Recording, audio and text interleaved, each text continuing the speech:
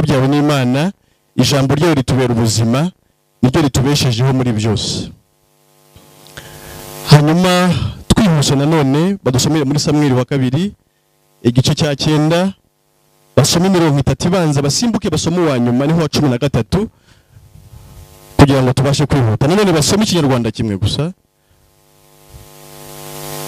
Igitabo cya kabiri cyitiriwe umuhanuzi Samweli igice cya 9, baradusomera 30 icyo gice ibanza, dusimbuke tujye ku murongo wa 13 niho wa nyuma. Baguhe mikoro adusome mu izina rya Yesu. Yego. Bukeye Dawidi arabaza ati, mbese hari wasigaye mu muryango wa Sawuli ngo mugirire neza ku bwa Yonatani? Kandi mu nzu ya Sawuli hariho umugaragu we witwaga Siba, baramuhamagara ngo yitabe Dawidi.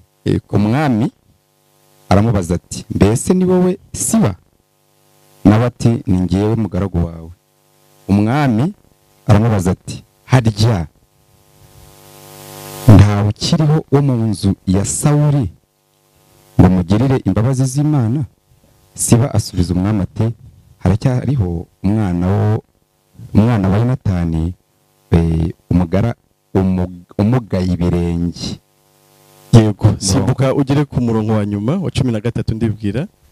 13.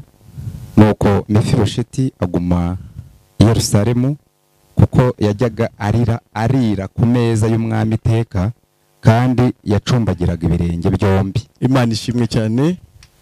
Igihe kimwe Dawidi amaze gutekana, amaze kugaruka i Yerusalemu, amaze kugaruka ku ngoma, ndetse Sawuli wamuhigaga amaze gupfa, ariko yapfanye na Yonatani, baguye ku rugamba rumwe.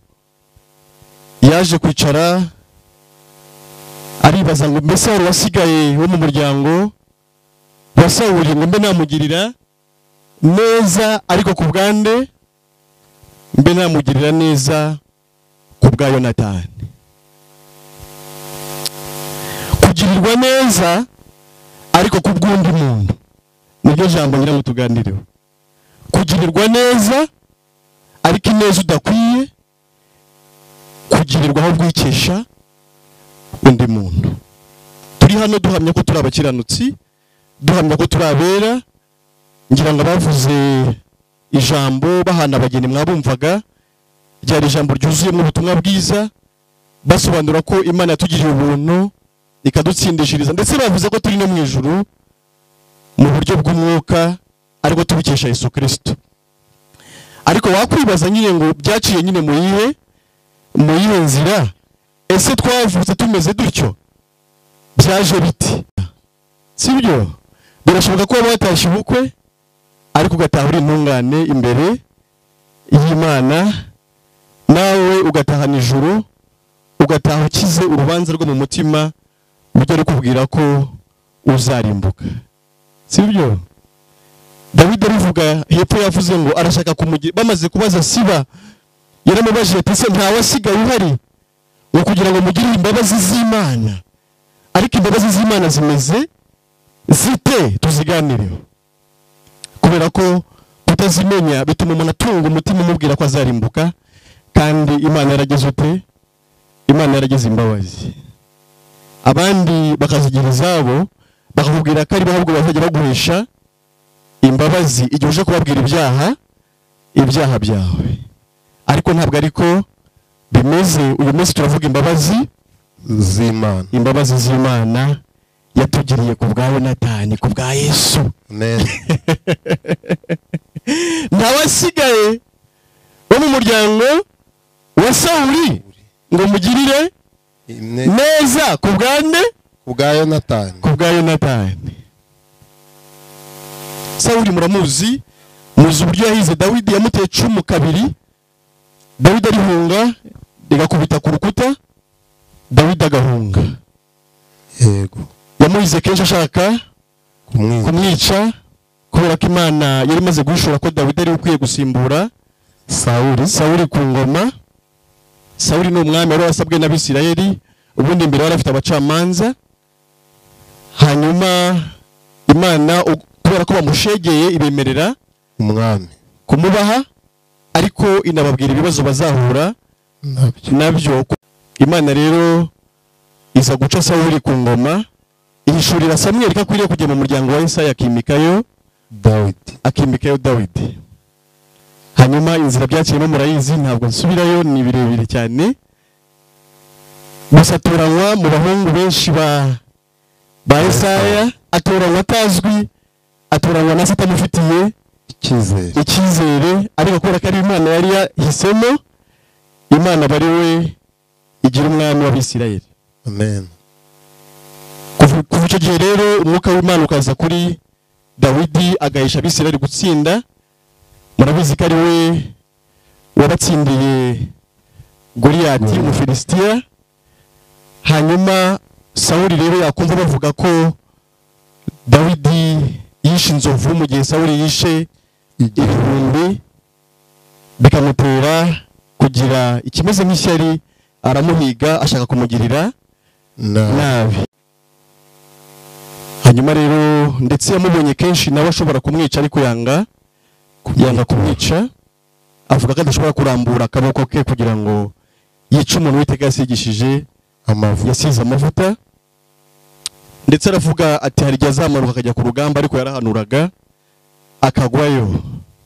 Niko byagenze, igihe kimwe atabaye agwayo. Dawidi aramuririra cyane, avuga ibigwi bye, avuga ibigwi bya Yonatani. Hanyuma igihe kigeze rero Dawidi biba ngombwa ko noneho ari we ujya ku ngoma, nk'uko n'ubundi ari we wari warabitoranyirijwe n'Imana. Ariko ageze ku ngoma habanje no kubaho urundi rugamba rw'ingabo za Sawuli n'ingabo za Dawidi. Ariko amahoro amaze kuboneka, Dawidi nibwo yitaramye aravuga ati ariko nta muntu waba warasigaye wo mu muryango wa Sawuli ngo namugirira neza, ariko ku bwa Yonatani. Ariko tujyane, ubwo turebye neza, hari neza umuntu wo kwa Sawuli yarakwiye kugirirwa hashingiye ku byo Sawuli yakoreye Dawidi, sibyo? Bibiri igaragaza ko natwe umukurambere wacu witwa Adamu yagomeye Imana, ariko ayigomera tumurimo, kubera ko Imana yaremeye abantu bose rimwe, ibaremera mu muntu umwe witwa Adamu. Uyu munsi tuba turi gushimira ababyeyi ko bareze abana, ko bana babyaye, ariko mu by'ukuri nta muntu baremye, abantu bose baremwe n'Imana, kandi baremerwa rimwe. Roho z'abantu zaremewe rimwe, cyakora imyuka abantu bagenda bayihabwa mu gihe kigiye gitandukanye.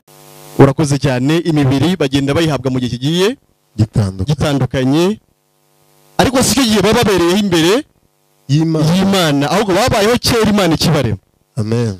Turi muri Adamu rero, Adamu agomera Imana, ariko natwe muri we tuba tugomeye Imana, tuvukana ubwandu bw'icyaha cyangwa se kamere y'icyaha. Ku bw'Adamu twese twari dukwiriye kugirirwa inabi, twari dukwiye kugaragarizwaho umujinya w'Imana, twari dukwiye kurimbuka.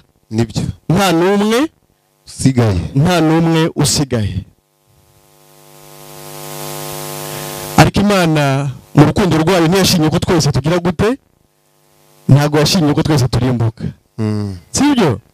Ariko igikomeye kindi kirimo, si no ku bw'Adamu gusa, ahubwo natwe tuvutse twavukanye ubusembwa n'ibyo twikoreye ubwabyo, bihamya by'uko natwe twagomeye Imana.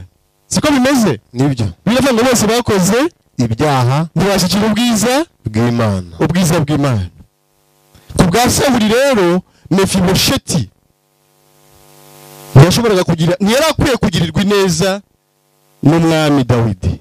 Natwe ku bw'Adamu ntabwo twari dukwiye kugirirwa ineza n'Imana.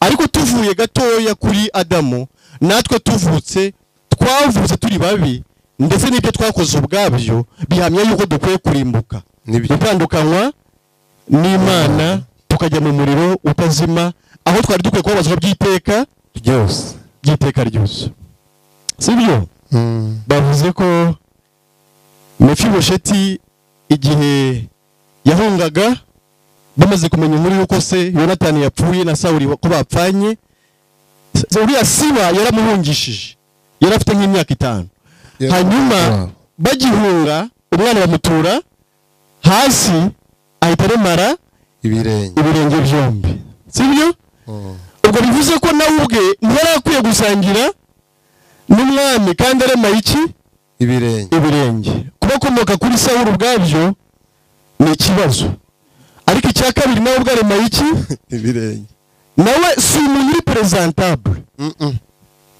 si umuntu ubereye gusangira n'umwami siko bimeze yaba ku bwa Sawuli yaba no kubwe nanjye ngo nimwe murengera ikwiye gutuma asangira n'umwami natwe rero yaba ari kuri Adamu dukomokaho yaba ari no kuri kavukire twavutse nuko twisanze n'ibyo twakoze ubwabyo ntabwo byatwemereraga kubana n'Imana ahubwo ahanira igicumuro cy'umuntu umwe abaroma 5:18 cyatumye abantu bose bahinduka abanyabyaha banacirwaho iteka kubw'uwadamu Sawuli kubw'uwadamu twese twarabe gucirwaho iteka nta n'umwe uvuyemo ariko natwe ibyo twakoze ubwabyo birahagije kugira ngo biducireho iteka kubera ko Imana irera ntiyabana n'icyaha niyo cyaba gitoya hanyuma y'ibindi sibyo nibyo ariko Imana ishimwe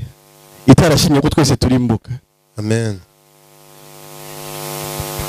ahubwo idushakira Yonatani mwiza idushakira Yesu mwiza utagira icyaha we washoboye kunezeza Imana agakora ibyiza mu cyimbo cyacu kugira ngo kubwe tuzagirirwe neza n'Imana Yesu rero aturuka mu ijuru azira ijambo ahoranye n'Imana ngo nta cyaremwe kitaremwe nawe aba ariwe wiyemeza kuza guhagararira bwa bwoko bubi bwari bukwiye kurimbuka yihindura umuntu kugira ngo abashe gucungura twebwe bene muntu asa natwe yambara ishusho y'umuntu arakiranuka nk'uko Dawidi yabaniye neza na Jonathan sibyo Yesu nawe abanira Imana neza ayikorera ibyananiye inyoko muntu yose amen Yesu niwe watunganye ntago ari we watungana niwakongera imyaka 1000 ngo utungane wakongera ibyaha kubyo umaze gukora kugeza ubu ngubu kubera ya kamere wavukanye nawe utambitse ibirenge gutambika ibirenge bivuze ko imigendere yawe nayo itagize ute idasobanutse burya uburi kuririmba ariko bimeze gutya ugasenga cyane ariko urumva ko ntacyo wabikora burya wambaye uniforme ya korari ntabwo bigaruka n'ubundi biba bimeze gutya yego urumva ko byo bose bakoze ibyaha kugira ngo kiranura gatoya no bazi utambamure by'ibirenge kubera ko ikibazo ni uburyo wavutse umeze icyakora kubera ko hari igihe muri umuntu yarabimenyereye mujya mubibona ngira ngo nibyo tubona mu buzima busanzwe biratwigisha uzajya ubona rwose umuntu nyine ufite ubwo bumuga ariko yaramenyereye kugendera muri bwo ku buryo ubona nta kibazo agize ute afite noneho kubera kubimenyera rero umuntu agera akagira ngo niyo ngendo y'abeza bati nzajya mu ijuru gutya nyine kamwe ati bimeze gute byo no atari kujya mu rugendo tu ati rujya mu ijuru icyambere ni mu ya mbere tubiri ko bafite tuzina twiza nko muri Erayono nko muri Jehova Jire tumba ndima muri Jehova Jire turageretse gusura karubumu ariko ibirenge dore dore noneho kubera ko nabo muri kumwe bose mu mfite ingendo imwe nawe basha kumenya ko unafite ubumuga mwisi rero yabatambitse ibirenge bose bazi ko bari mu nzira ijya hehe ariko Imana bireba Yesu yabwiye abafarisayo ikibazo muri impumyi ariko ntabwo muzi ko muri impumyi bityo rero nanjye kubahumura bikangora. Byibura umenye ko uri mubi nagukiza, umenye ko uri umunyabyaha nakugirira neza atari wowe mbikesha. Yego. Ariko kubera ko utazi kuri na mubi iteka utekereza ko ukomeze byaguhesha kwemerwa n'Imana, biki neza y'Imana nuyisobanukirwa. Yego. Ariko Imana idushakira udatambitse ibirenge witwa nde? Yesu avuka ari umukiranutsi ariko anakora ibyo gukiranuka. Ntabwo Yesu yaheshejwe gukiranuka n'ibyo yakoze, ahubwo yavutse ari umukiranutsi kubera ko atari mwene Adamu, n'ibyo yakoze bihamya ko ari iki? Ari umukiranutsi. Ntabwo Yesu yirindaga ibyaha. Iyo ibyaha nabyo ni ikimenyetso cy'uko uri umunyabyaha. Uri kurwana nabyo nyine ngo nticika, sibyo? Ariko ibyo biri kukubyiga n'ubundi Imana ireba aho bibyiganiye n'ubundi ikaguhita umunyabyaha idashingiye ku byasohotse he inyuma hanze, ahubwo ishingiye ku ivuko ryawe ribi. Ibyo umuntu akora byose rero yita byiza abikora atambitse ibirenge, ntago byamugira mwiza imbere y'Imana. Gutambika ibirenge mvuga kamere yawe iranduye. Igikomeye kirimo nuko ibyiza n'ibibi byose byo muri yo ari bibi imbere y'Imana. Ndabivugira iki? Ndabivugira ko igiti umuntu yariyeho ni igiti cy'ubwenge umenyekanisha ikibi n'icyiza, kitanamushuka n'ubwo ati kiryeho ntacyo uzagira ute?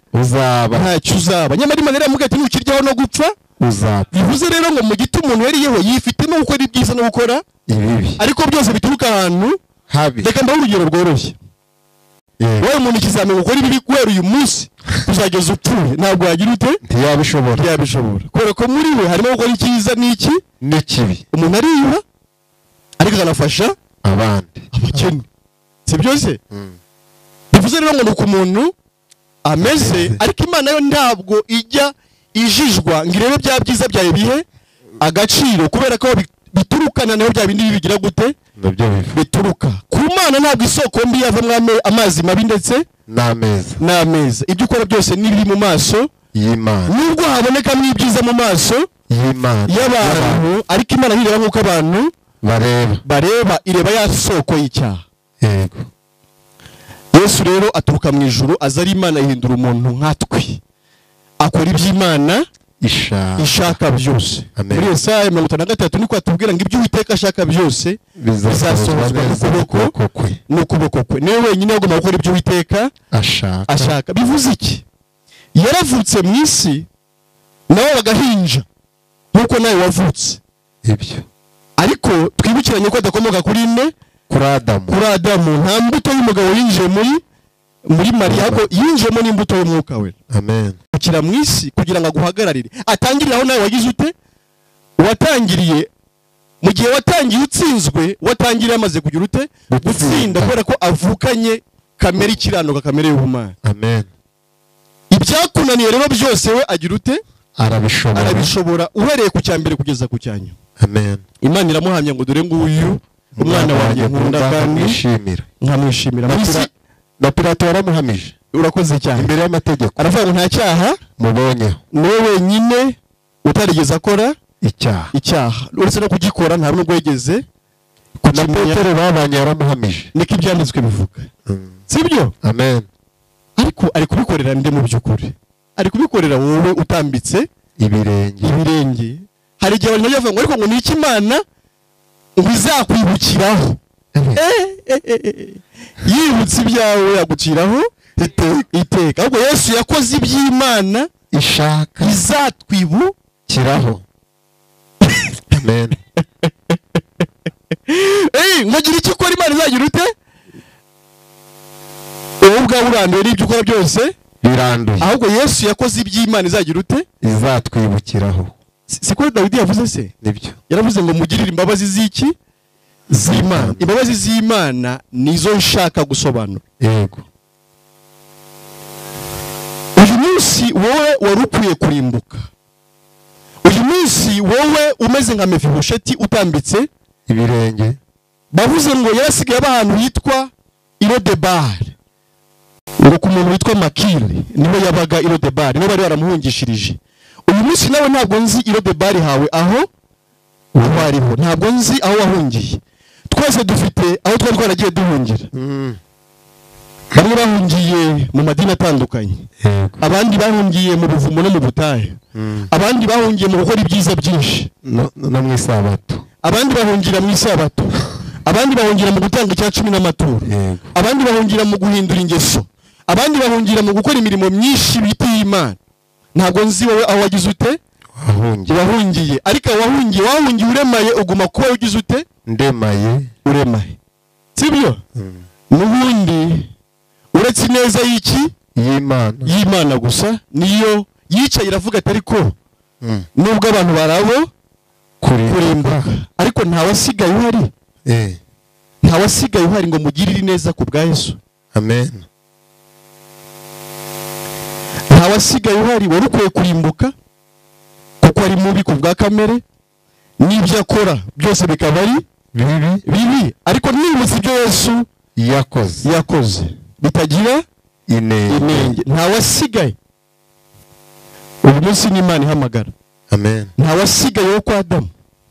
Birashoboka ko wahungiye muri ADPR akaba ari uyu munsi, ariko Imana nyir'ijuru n'isi iri kuguhamagara ati niba warasigaye tinyuka uze, kubera ko hari undi mwishingizi wabonye witwa nde? Yesu akora ibyiza utari kubasha gukora kubw'ibyo yakoze. Imana irashaka kukugirira neza idashingiye ku cyawe icyo ari cyo cyose, kubera ko ntacyo ufite cyatuma uhagarara imbere y'Imana, ntacyo ufite cyatuma wicarana n'Imana ku meza kugira ngo mugire mute musangire. Ariko Imana mu rukundo rwayo yaguteguriye Yesu ngo akore ibyiza, hanyuma Imana izakwibukire ku byiza bya Yesu. Ntawasigaye wo mu muryango wa Sawuli ngo mugirire neza ku bwa Yonatani, amen. abandi bamaze kwitaba umwami, abandi bari gusangira n'umwami ku meza, amen. niyo mpamvu ubona twishimye iteka. Ibi si ibyishimo byo mu isi, ni ibyishimo byo mu ijuru. Ntiwasanga utazi ko umwami akuzirikana, ntiwasanga utazi ko Imana igukunda, yego ntiwasanga utazi ko Yesu yagukiranuye n'Imana, ntiwasanga utazi ko ku bwa Yesu nawe wahabwa kuba mu ijuru ukicarana n'Imana ku meza. amen. Ntawasigaye. Mwuka arahamagara, Yesu arahamagara, Imana irahamagara. Imana irabaza nimba hari uwasigaye, nubwo ku bwa Adamu akomokaho yarakwiye kugirirwa inabi n'Imana, yarakwiye kuzajya mu muriro, yego, ariko ntawasigaye. Hari byinshi byaje bitwara abantu, we ni wapfa. Kwari kugira ngo uyu munsi uzumve ijwi ry'Imana iravuga ngo dore mpagaze ku rugi ndakomanga, amen. umuntu niyumva ijwi ryanjye agakingura, ndinjira tugire dute dusangire. Ntawasigaye. Ukwirebaho n'ubundi utambitse ibirenge, igihe cyose wakwireba uzasanga umeze gutya, ariko wireba ku ngendo yawe, wireba ku byo ukora, kubera ko nta ruhare bizagira mu kwibukwa n'Imana, ahubwo yo irakwibuka igendeye ku cyo Yesu yakoze, maze iravuga ngo nta n'umwe wasigaye. Impamvu utishwe na korona, impamvu utishwe n'urundi rupfu, uyu munsi kwari kugira ngo wumve ijwi ry'umwami, amen. Ndi kwibaza iyo abantu baza kujya kureba Mefibosheti i Lodebar bakamubwira batari ku mwami aragushaka, akanga gutaha, akanga gusanga umwami, akavuga ati ntabwo mwaba mukabije, ukuntu umeze ntabwo nabana n'umwami, sibyo? Yari kuzapfira hehe? I Lodebar. Nawe ugiye gupfira mu byaha, nubwo idini riguhumuriza, ariko abanyabyaha bose bazarimbuka. Nibyo. Nyamara ku bwa Yesu ubasha kwemerwa n'Imana, ukabana na iteka ryose, nubwo uremaye ibirenge, apana kimwe, ahubwo byombi. Apana kimwe, mbese utagira ngo hari ibyiza na bikeya ujya ukora Imana yakwibukiraho. Oya, byombi bigize gute? Nta ndyo nta moso, hose warangiritse. Yesaya 1:6 niko atubwira ngo uhereye mu bworo bw'ikirenge ukageza mu gitwariro n'ibisebe binuka bitigeze gukandwa, habe no kobezwa amavuta. Ariko ngo Imana yakunze abari mu isi cyane babandi bameze nkaho. amen Babandi bari bakwiye kurimbuka. Ubu ujya wibonaho ubukomora kuri Adamu, nawe si wowe. Uri bishoboye wabihindura ukamera nk'uko Imana ishaka, ariko ntibyashoboka. Ikindi, Imana izabana n'umuntu utagira icyaha n'iki kimwe. Utaragikoze, utagikora, utazigera agikora, kubera ko Imana yavuze ngo bose bakoze ibyaha ntibashyikira ubwiza bw'Imana. Bivuze iki? Ikigero Imana ipimiraho ubwiza n'ubwiza bwayo, ntabwo ari ubwiza bw'abantu. Hari igihe wibona ari icyo urusha abandi bantu bagenzi bawe, ariko Imana ibara ubwiza bwayo apana ubwiza bw'abantu. Yego. Uyu munsi urekeye gukora ibyaha, kuzageza upfuye ntukore ikindi cyaha na kimwe, warimbuka. nibyo, kuko mu mateka yawe harimo ibyaha, n'ubu ntabwo wari ushyiriye ubwiza bw'Imana. Imana ntabwo yakoze ibyaha ngo nyuma ize kugeraho ibireke. Urimo kubyumva, ahubwo ntiyigeze imenya icyaha, ntabwo ikizi, nta nubwo izigera ikimenya. Rekeraho rero kwishakira ibyatuma wibukwa n'Imana. Rekeraho kwishakira ibyatuma wemerwa n'Imana. Rekeraho gushaka kwitsindishiriza biciye mu byo wowe ukora, kubera ko ntabyo wabona Imana yagenderaho kugira ngo igwe kuzabana nayo hehe mu ijoro. Ahubwo uyu munsi turakumenyesha inkuru nziza yuko Yesu yakoze ibyiza bihagije. Amen. Kuko Imana yakunze abari mu isi cyane, byatumye itanga umwana wayo w'ikinege kugira ngo uwizera wese atarimbuka, ahubwo ahabwe ubugingo buhoraho. Ubugingo buhoraho ni ukubuhabwa ku bwa Yesu apana ku bwawe. Amen. Ubugingo buhoraho ni ukubana n'Imana by'iteka ryose mu munezero n'amahoro adashira. Amen. Yesu niwe watumye ubona urwibutso imbere y'Imana. Umuntu yavuga mu ijuru imbere y'Imana, mfite umuntu umvugira kubwo wicaye iburyo bwawe bw'Imana. Nawe uyu munsi Imana yakugirira neza, ariko ku bwa Yesu atari ku bwawe. Amen. Yesu niwe wakiranutse, ntago ari uzakiranuka. Yonatani niwe wagiriye neza nde? Dawidi. Ariko iyo neza yahejeje Mefibosheti kwicarana n'umwami asangira nawe, abana nawe iteka ryose. Amen. Nta wasigaye wo mu muryango wa Sawuli muri, ariko mugirire ineza ku bwande, ku bwa Yonatani, uwo mwene Adamu, uwo muri Imana yiteguye kugirira ineza, ariko ku bwande, ku bwa Yesu. Amen.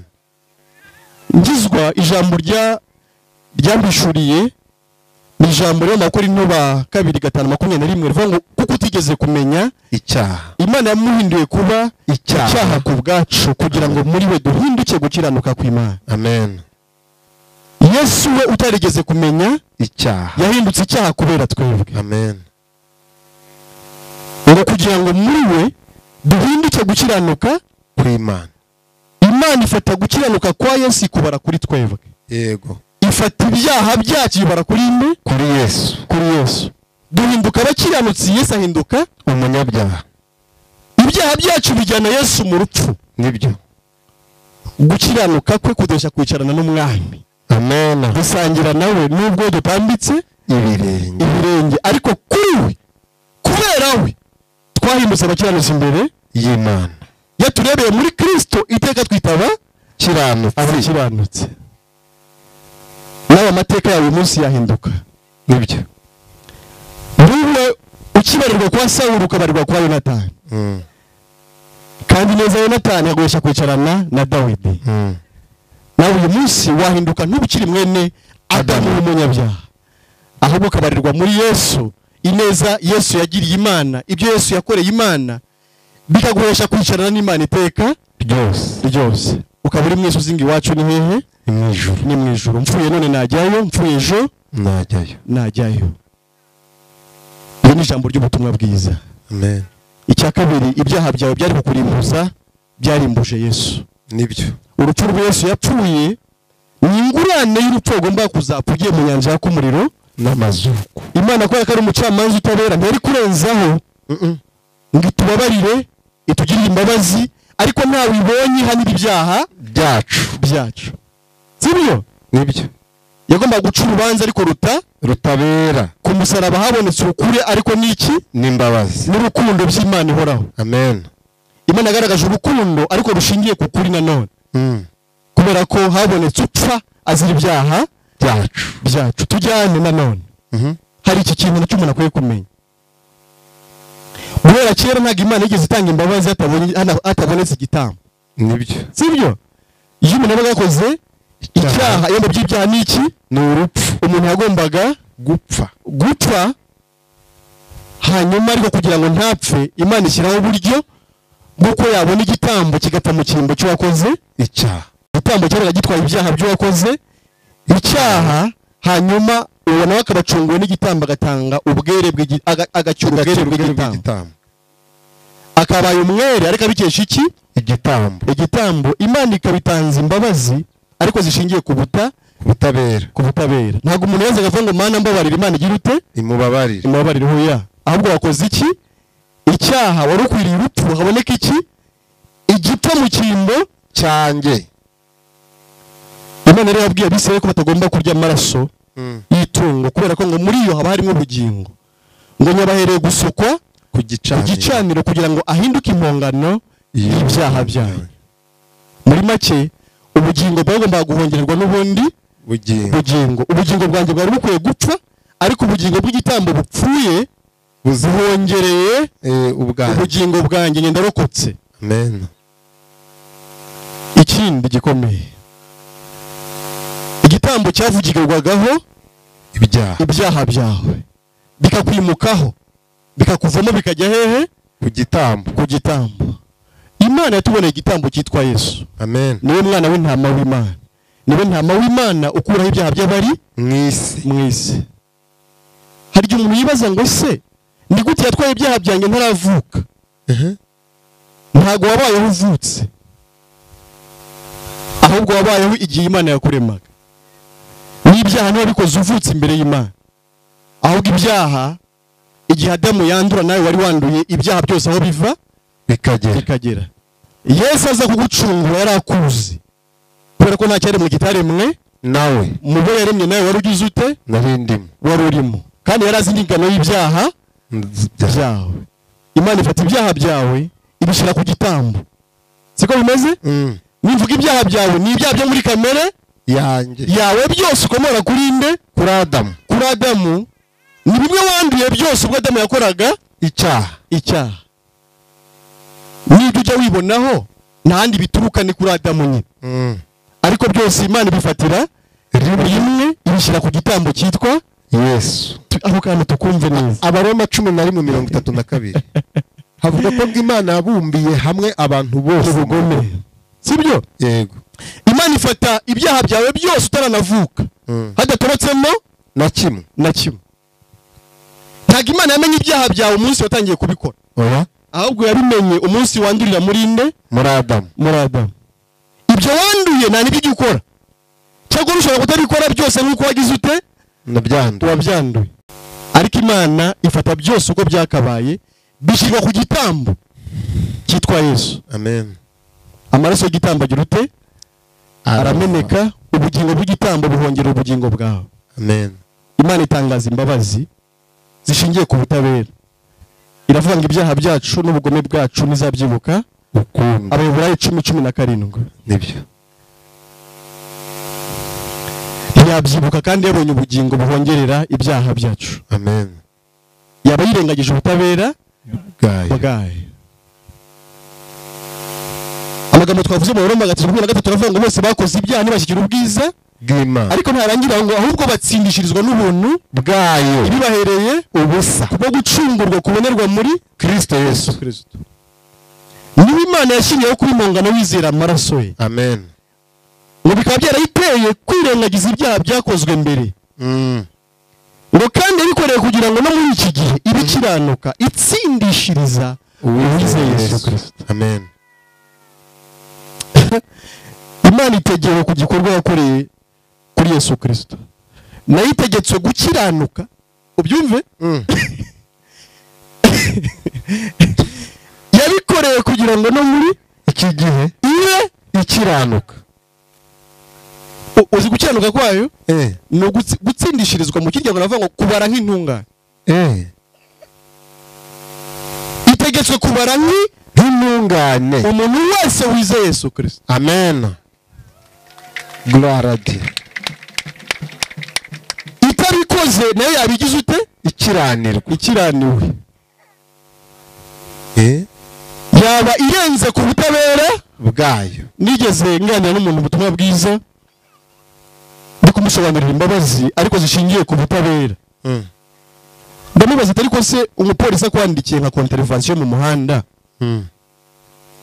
ariko wamara guhagarara ugasanga byarangiye yabirebye ko warengeje umuvuduko yakwandikiye byagera muri system kuko udashobora kubisubiza inyuma ariko mwaganira ugasanga mwariganye ni inshuti yawe ati niwe runaka ati ningiye ariko narakennye madame ararwaye n'abana n'ubu nirukahaganya kwa muganga ndabagemuriye narashiriwe naravuje ndatagangara ubu nta kintu mfite. Wa mupolisi akugiriye impuhwe yagukorera iki? Yakwishyura. Yanyishyuriye ya myenda yose yambabariye ibyaha atumanera de agushutse yavuye ngo igendere basi ndakubabari ngo turakubabariye ngo n'Imana nayo ngikubabarire. Izo ni imbabazi zishingiye ku z'ikinyoma.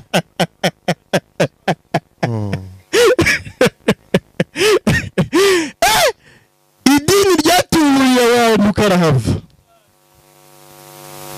Ndavuga ati basi nguciye ikiru uvuge ndakuramutse Mariya 5. No. Oya. Contravention iri muri system. Niyo mpamvu zivuga ndakuramutsa Mariya n'ubundi ukumva uzarimbuka. System igomeza kubira ahubwo n'ubukererwe buzamo.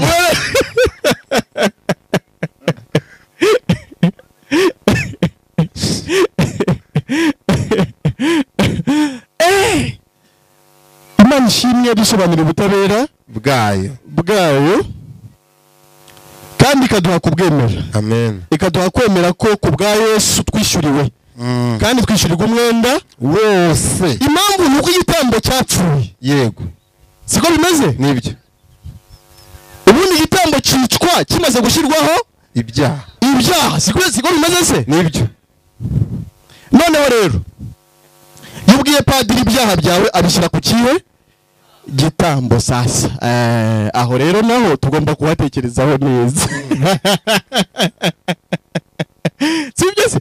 Turi kwiganirira kandi turaganira neza. Ariko wacyurije uyu munsi ntabwo bigoye. Imana ashobora kugirira neza ariko ku bwa Yesu. Amen. Atari ku bwaho. Muri byo ngo ni Yesu wanoreye guhirwa mwijuru mu bwami bwe. Amen. Mwiza. Nari mwiza haba namba. N'ubuntu bwa Yesu yagize ute? Yangiriye. Yarambabarijwe kuri wa musaraba ndetse yarambanwe n'abambuzi. Umwambuzi ni wowe. Kuko ibyawe babishyize kuri nde? Kuri Yesu. Kuri Yesu apfa burya n'ibyo wari kugira ute? Yazira. Burya Imana imwica ni wari kugira ute? Kwica. Yari iri kwica. Iyo mubwiranye ibyaha igitambo mukivanahe. Umutambyi se we mu vanahe.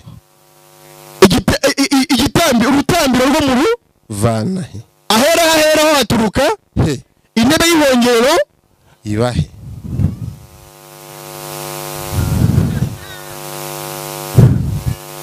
Niba ya penetration. Yesu ahubwo arangije ajya mu ijuru yinjira hahera cyane hatubatswe n'intoki z'abantu. Atinjijweyo n'amaraso y'ibitambo by'amapfizi ndetse n'intama n'amahene n'amasekurume n'ibimasa n'ibindi, ahubwo yinjijweyo n'amaraso ye bwite. Amena. Aduhindukiye umutambyi yitwa mu buryo bwa Melikisedeki. Amen.